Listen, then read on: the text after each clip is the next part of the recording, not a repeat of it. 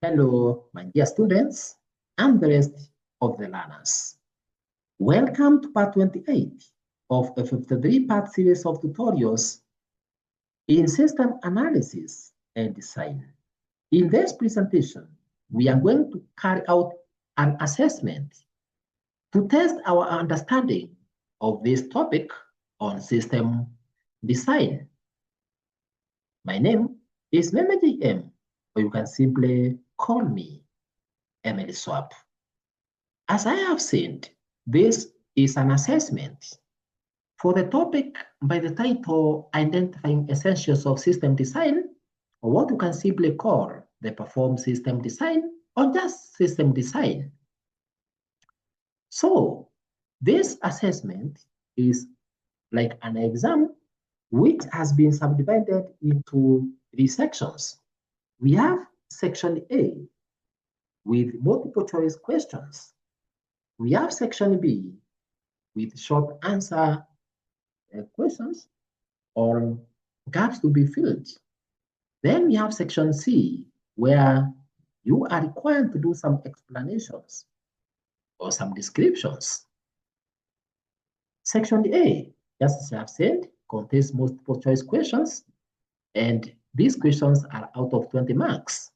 The instructions are very simple. Just write the most appropriate answer in your exercise book. Once I display the question on the screen or read it, and then you wait. Once the examination is over, you can mark for yourself.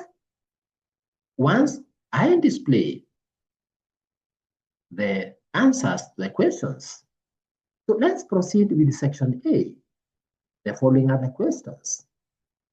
The primary purpose of system design is to A, identify user problems, B, translate requirements into technical blueprint, C, write program code, D, install hardware. My dear students and the rest of the learners, once I read a question and display it on the screen, you are free to pause the video to give you time to write the answer on a piece of paper. So, whereas I may read the questions faster, you can always pause my presentation, write the answer, and then once you are done with one question, you can tap on your screen to proceed. Question 2. The document that serves the authoritative reference during system design is the A, project charter, B, feasibility report, C, software requirement specification or SRS, D, testing plan. Question 3. Which of the following is a non-functional requirement? A, register new student, B, generate transcript, C, role-based access control, D, record examination marks. Question 4. In a flowchart, when diamond symbol represents A, process, B, data storage, C, decision, D, connector. Question 5. In a data flow diagram, DFD, a data store is represented by A, diamond, B, open-ended rectangle, C, circle, D, parallelogram. Question 6. Which technique eliminates redundancy in a database design? A, modularization, B, prototyping, C, normalization, D, top-down design. Number 7, economic feasibility primarily evaluates A, user acceptance, B, technical capacity, C, cost-benefit relationship, D, legal compliance. Question number 8. Logical system design focuses on A, hardware specifications, B, database server configuration, C, what the system must do, D, network topology. Question number 9. Which design type specifies actual technologies and hardware platforms? A, logical design. B, physical design. C, conceptual design. D, abstract design. Number 10. High cohesion and low coupling are principles of A, feasibility analysis. B, modularization. C, data flow modeling. D, hardware standard. Let's now move to section B. The following are the questions for section B, where you are supposed to fill the blanks. This section carries 20 marks.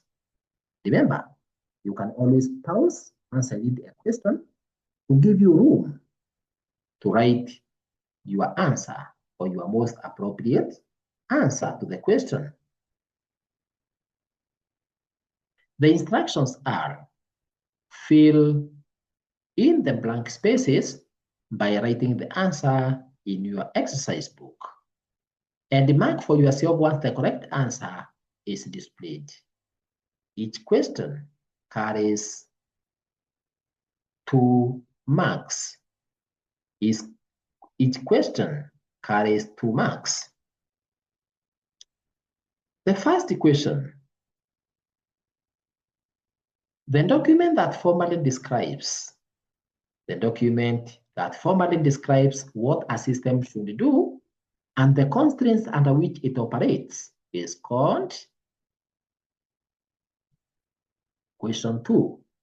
The 3 core components of system design quality are dash, dash, and dash. 3. The document that defines project scope, objectives, and deliverables is the dash. Question 4. Data about data is known as dash. Number 5. The process of dividing a system into smaller manageable units is called dash. Number 6. The technique used to represent entities, attributes, and relationships in a database design is called. Number 7. A preliminary working model of a system used for validation is called a dash. Number 8. The stage that evaluates technical, economic, and operational viability is called dash. Number 9. The design that defines overall system structure, such as client-server or 3-tier architecture, is called dash design. Number 10. A structured language-independent representation of program logic is known as dash. Let's now look at section C. It contains structured or essay questions, and this section carries 60 marks. The instructions are: write the answers in your exercise book and mark for yourself once the model answers are displayed. Marks are allocated per question. Question 1 is 15 marks. Explain the role of the software requirement specification, or SRS, in system design. Question 2, 15 marks. Discuss the 3 core components of system design using practical institutional examples. Question 3, describe the major outputs of system design and explain the importance in system implementation. Question 4, differentiate between logical, physical, architectural, and detailed system design. Use a comparative approach. So that brings us now to the end of the assessment questions. I believe you have written your answers in full scraps or exercise book. Let us now mark for ourselves, and once you are done with the marking, you can post your score as a comment below this video so that you can compare what you have gotten with what others have gotten, and it can open room for discussions. So, section A, the primary purpose of system design is to translate requirements into a technical blueprint. B, the document that serves as the authoritative reference during system design is the software requirement specification, that is SRS. C, which of the following is a non-functional requirement? Role-based access control. C, in a flowchart, the diamond symbol represents decision, that is C. In a data flow diagram, DFD, a data store is represented by an open-ended rectangle, B. Which technique eliminates redundancy in database design? C. Normalization. Economic feasibility primarily evaluates cost-benefit relationship, C. Logical system design focuses on what the system must do, C. Which design type specifies actual technologies and hardware platforms? Physical design, B. High cohesion and low coupling are principles of B. Modularization. Let's now look at section B, the expected answers. Number 1, the document that formally describes what a system should do and the constraints under which it operates is called the Software Requirement Specification, SRS, which sometimes is also called System Requirements Specification. Number 2, the 3 core components of a system design quality are quality, timeliness, and cost effectiveness. Number 3, the document that defines project scope, objectives, and deliverables is the statement of work, that is so. Number 4, data about data is called metadata. Number 5, the process of dividing a system into smaller manageable units is called modularization. Number 6, the technique used to represent entities, attributes, and relationships in database design is called Entity Relationship Diagram, ERD. Number 7, a preliminary working model of a system used for validation is called a prototype. Number 8, the stage that evaluates technical, economic, and operational viability is called feasibility analysis. Number 9, the design that defines overall system structure, such as client-server or 3-tier architecture, is called architectural design. Number 10, a structured language-independent representation of program logic is known as pseudocode.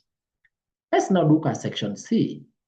Explain the role of software requirement specification in system design, and your answer should include definition of SRS, functional versus non-functional requirements, importance of testability, institutional example. Now, this is just a guide. SRS formally defines system requirements and constraints.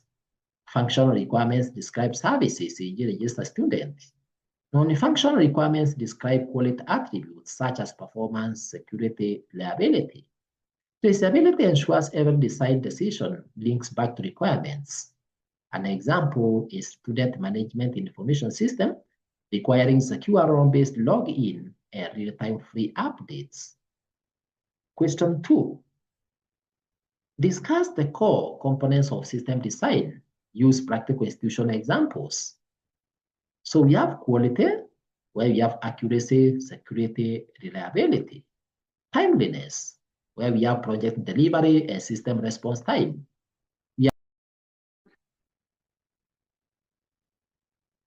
Then we have the question. Describe the main outputs of system design and explain the importance in system implementation. The correct answer to this question is we have the infrastructure and organizational changes. The definitions are as per the presentations made. We have the data schema or relational schema. The explanations are as you can see, as per the notes. We have the metadata or data dictionary, and is as discussed. We have functional hierarchy diagram. We have the prototype. We have the user interface. You can get the specific answers in the presentation. We have the modularization. If you have any question on this, you can just go through the series of presentations that we have held in this topic. So the outputs of system design collectively provide technical blueprint, organizational alignment, data structure definition, functional breakdown, and usability framework necessary for successful implementation. They reduce uncertainty, enhance coordination among stakeholders, and ensure that the final system meets organizational objectives efficiently and sustainably. For question number 4, we have the logical design, physical design. We also have the architectural design, detailed design, and a clear differentiation. And with that, my dear students and the rest of the learners, we have come to the end of part 29 or end of part 28 of the series.